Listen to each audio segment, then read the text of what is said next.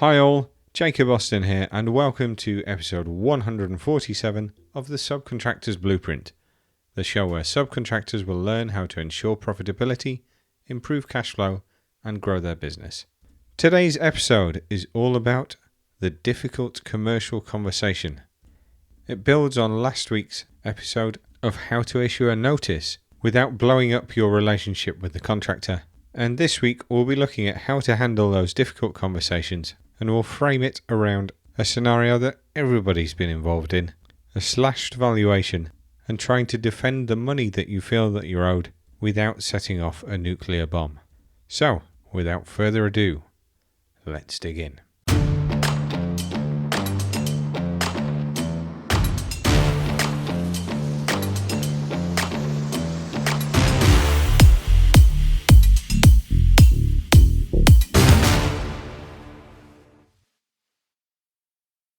Let's start with a hard fact. Your entitlement is only worth what you can actually get your hands on. You might be completely right on every count, the measure, the variations, the application of the contract, and if you can't have the conversation that turns that entitlement into cash, being right isn't worth a lot. And for whatever reason, the vast majority of commercial disagreements never reach an adjudicator. They get resolved in a conversation, which means that conversation is where the money is actually won or lost, not in some formal process, but in either a phone call or a meeting, often within days of the valuation landing. And that conversation is often handled really badly, often in one of two ways. The first way is avoiding it altogether. The valuation is light, a big chunk of your variation account has been knocked out, and rather than challenge it, you let it go. You don't want to rock the boat. You tell yourself, I'll pick it up next month, or I'll pick it up at final account. But next month, and certainly by the final account stage, that cut valuation has become your baseline. The goodwill's gone, the money's gone, and avoidance for the sake of keeping the peace is now what's paying for your variation work. Peace doesn't buy a lot of variation work. The second way that regularly happens is absolute detonation. The valuations come in light and off you go. An angry email, rights reserved, a thinly veiled threat of adjudication, copied to everyone you can think of. Sometimes an outright blatant threat of adjudication. And what happens then? Well, the other side digs in. The QS you could have quietly had a word with and try and get some of that money reinstated, is now entrenched defending their position and probably digging more issues out to try and create a margin for error. And you're now turning a commercial problem into a dispute. And disputes cost you, whether you win them or not. And so we need to think about a third way, a disciplined way. And that's what this episode is about. The first part to think about is always the contractual framework. This matters a lot because it's what separates a commercial conversation from just a moan about not being paid enough. So you never start the difficult conversation from nowhere. You have it from a documented and contractually right starting point. That's the whole game. When you sit down over a slashed valuation, your leverage isn't your personality or how reasonable you sound, or how long you've worked with the contractor, how many weekend shifts you've thrown in to keep the project moving forward. Your leverage is the paperwork behind you. Instructions, records, measures, proper variation build-ups, and clauses that back off your entitlement. If you haven't got those, you're starting a conversation with a pair of twos in the hole, and you're trying to bluff your way to victory. But it doesn't cost you a lot to build a case that is worth two aces in the hole. Then you can use the same words, the same tone, and come to a completely different outcome. The first version is just a plea. The second version, backed with watertight contemporaneous records, is a proper negotiation, one that you'll actually make ground on. And that's what you need. You need those two tracks running in parallel. We talked about something similar in the episode last week about serving notices. The formal track is your contractual rights, the payment mechanism in your subcontract, and the legal backdrop behind it. That track protects your position. Alongside it, is the human track, the commercial management, the conversations that keep the relationship together. They form how you actually resolve the thing without getting it escalated. The formal track is your fallback position. That's where you walk to if the conversation fails. Critically, the contractor knows that's there. That's why records matter so much. I did a whole episode on contemporaneous records. Go back to it if you haven't, because this is where it pays off. Records aren't just for adjudication. They're what give your conversation its teeth.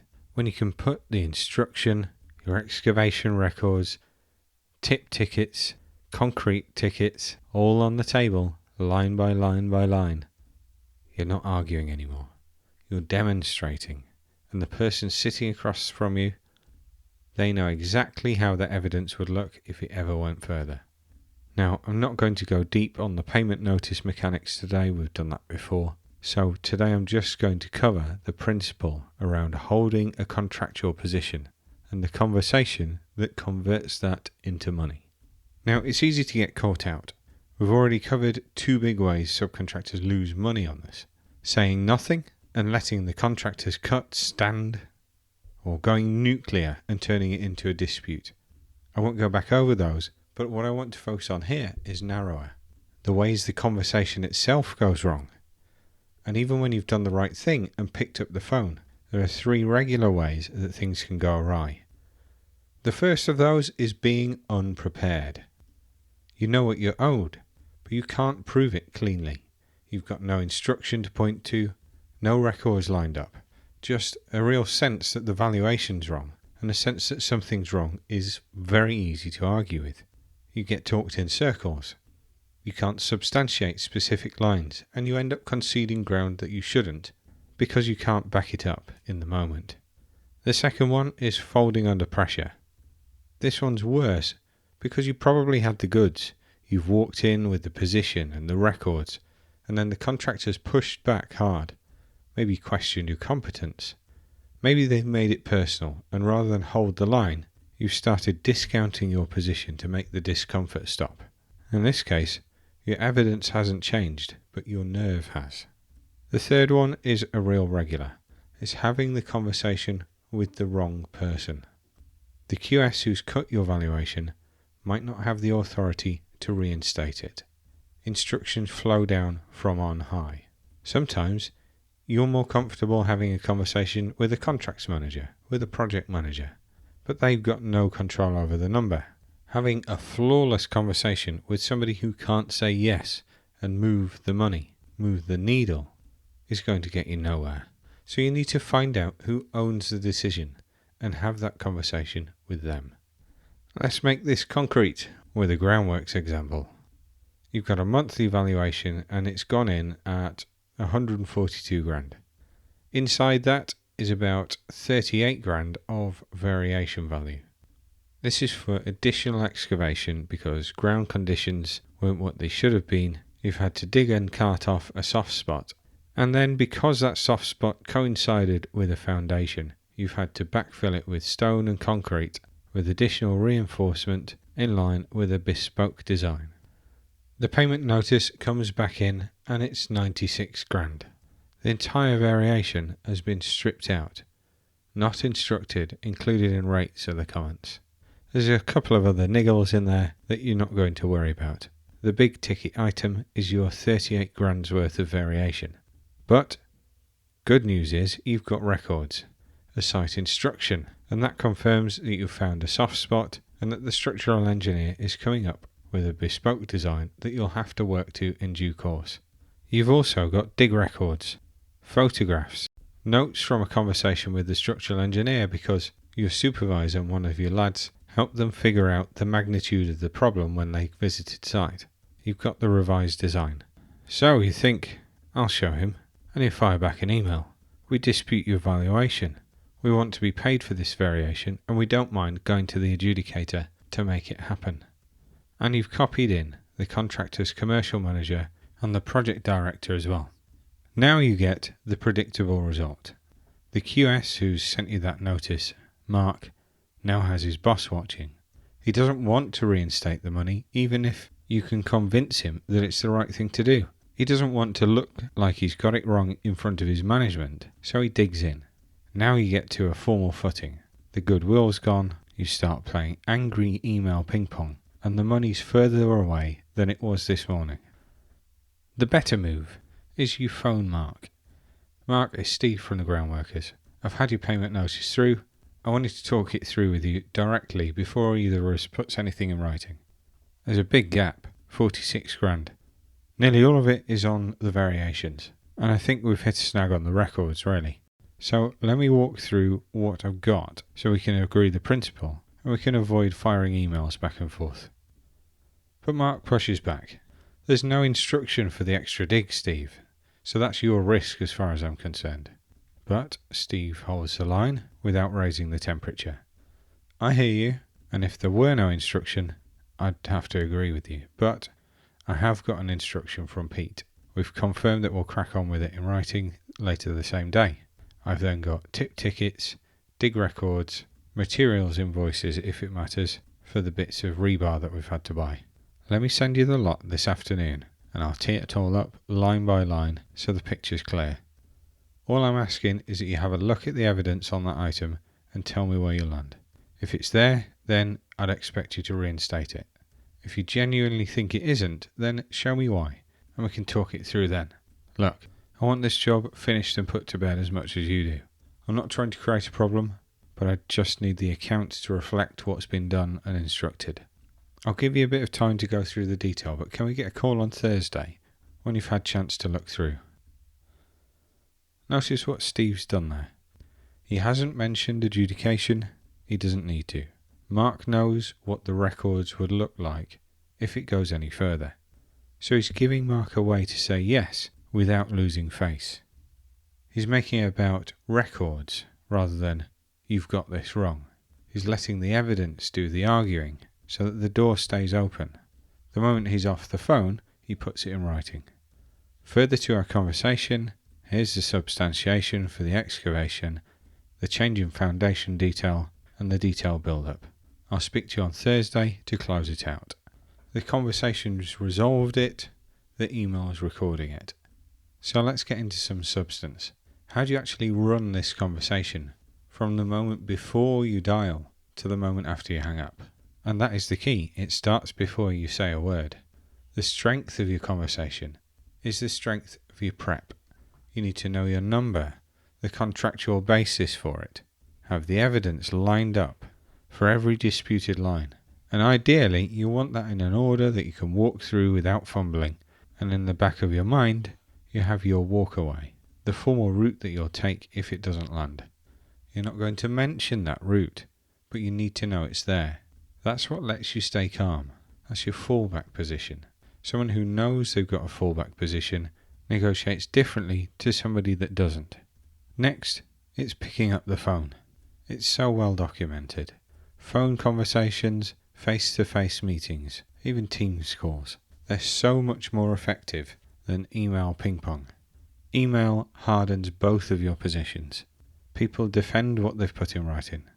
There's black and white evidence of everything you say on an email that forms a paper trail that makes it difficult to climb down from a position. It makes that climb down feel like losing.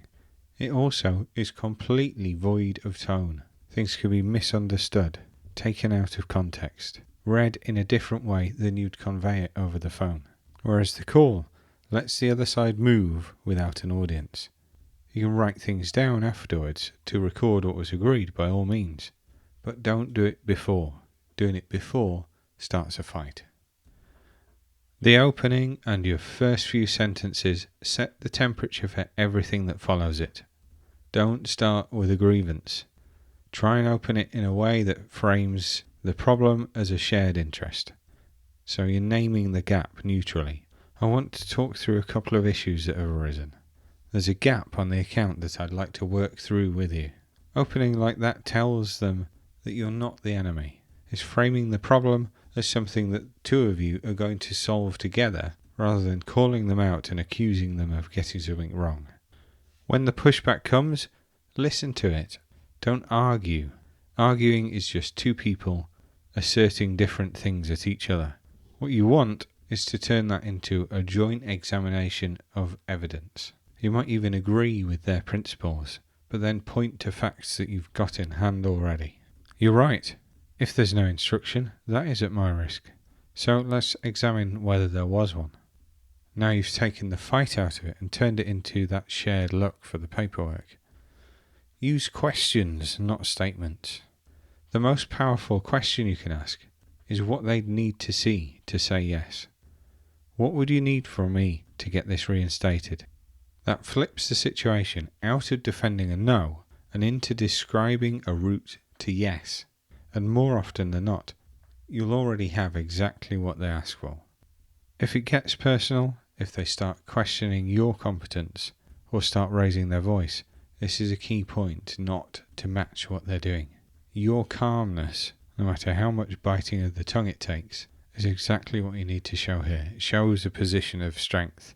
It tells them that you don't need to shout. You've got evidence that's doing the work for you. If you matched it with heat, you're fueling the fire. That's how your valuation difference becomes a dispute. The best thing you could do would be to stay level and acknowledge that they're under pressure and bring it back to the detail.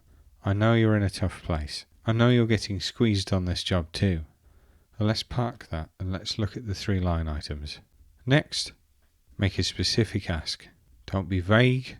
Vague complaints will get vague answers. Saying, I'm not happy with the valuation, isn't saying what you want. It's a grumble. Whereas, I need the £38,000 of variation value reinstated, and here's the substantiation. It's harder to argue with. It's going to get you a decision. Once the ask is out there, let the silence sit. Don't rush to fill it by softening your number. Silence is one of my favourite tools. The discomfort of a pause isn't a reason to start discounting against yourself. That discomfort sits with the other side as well. Wait for them to fill it. I couldn't tell you the amount of information that I found out by sitting and listening. Another key thing is to keep the formal route in your back pocket. Don't put it on the table. Don't threaten adjudication because the fact that you're entitled to do it does the work for you. Threatening it breeds resentment. And it entrenches the other side. It makes them want to be right in their position. And then the conversation stops being commercial and it starts becoming a fight. That's the tool that you save when the conversations genuinely run out of road. And even then, you raise it as a regret, not as a weapon. I really don't want to have to go through a formal process. Let's see if we can land in some common ground first. Closing the conversation always needs to include concrete next steps. Think of it like setting a SMART goal. Specific, measurable, attainable, relevant and time-bound. Now, if you've followed the points before, you've already achieved the first 4 letters. So tie up your ask with a time-bound agreement about when you're going to conclude things. So you'll look at the 3 items and come back to me by Thursday. Even if they then say, Thursday's going to be tight because of X and Y, you're starting the conversation about when you're going to bring things to a definite close. Then, once you're off the phone, you confirm that in writing. What was discussed, what was agreed, when, who is going to do what to move it forward. The conversation has done the explaining. It's guided both of you towards where you can find a resolution. The email then records it, and it protects you if memories then start to fade later on. Now, when all of that is said, there will still be the odd occasion when the conversation just won't land. And you'll know when that is. If you tried all of that sensible conversation and you're not getting anywhere, then don't keep talking past the point of usefulness. That's how deadlines slip, it's how final accounts drag out for year after year, and goodwill that you've tried to maintain gets burned anyway for nothing. That is the point to cleanly escalate your dispute, but remember, it isn't personal. You're not doing this because you hate the other person, even if you do. You're doing this to follow a contractual process to get your hands on your money. So you have to avoid inflaming the situation, avoid emotion. Be firm and protect every penny you're owed, but do it level-headedly, as if you still want to be the subcontractor that the contractor wants on their next job. That combination is the whole skill. Now, as ever, there's more to all of these things than I can fit into a 20-minute podcast episode, but the principles that I've highlighted today should stand you in good stead. The key points to remember: your entitlement is only worth what you collect. The conversation is the collection mechanism for everything short of a formal dispute resolution process. Most commercial disagreements will be resolved in that conversation, not by an adjudication decision.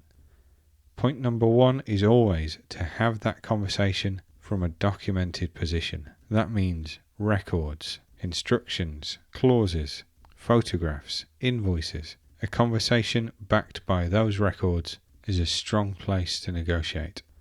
The first move on a tense issue needs to be a phone call or a face-to-face conversation, not an email. Emails are going to harden each other's position and making it easier and even forcing you into defending a written position. Open that conversation with shared interest, not a grievance. Then frame your big issue as a records gap or a gap of understanding that you both need to work through. Not an accusation of "you've got this wrong," but frame it as something you want to collaborate over to get to the right answer. Then you make a specific, substantiated ask. Not a vague complaint. Vague complaints get vague responses. A precise number. Tie that up with a timescale to resolve it and record it back in writing. Whilst you're recording that, that's the time that you can represent all the evidence that supports your position. Confirming that in writing gives you a clear marker to move forwards, and it either means you get to a resolution by an agreed date, you get to another round of negotiation on that agreed date, or you set a marker in the sand when the conversation's failed and the formal route can take over, before any deadlines come and bite you. Always keep that formal route in your back pocket. You're not likely going to threaten adjudication, which will set hairs running on the other side, but you know you've got that as your escape route, your fallback, whilst your entitlement does the heavy lifting for you.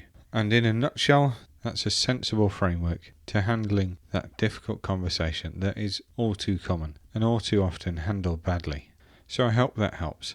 My mission with this podcast is to help the million SME contractors working out there in our industry. And to do that, I need your help. If you've taken something useful from today's episode, share it. Pass it on to somebody who'd benefit from hearing it too. And thanks for tuning in. If you want to go deeper, then come join us at the Subcontractors Blueprint Academy. It's all at www.subcontractorsblueprint.uk. And we're also on all your favourite socials, again at Subcontractors Blueprint. And remember, miss the contract detail and the commercial risk falls on you. Thanks all. I've been Jacob Austin, and you've been awesome.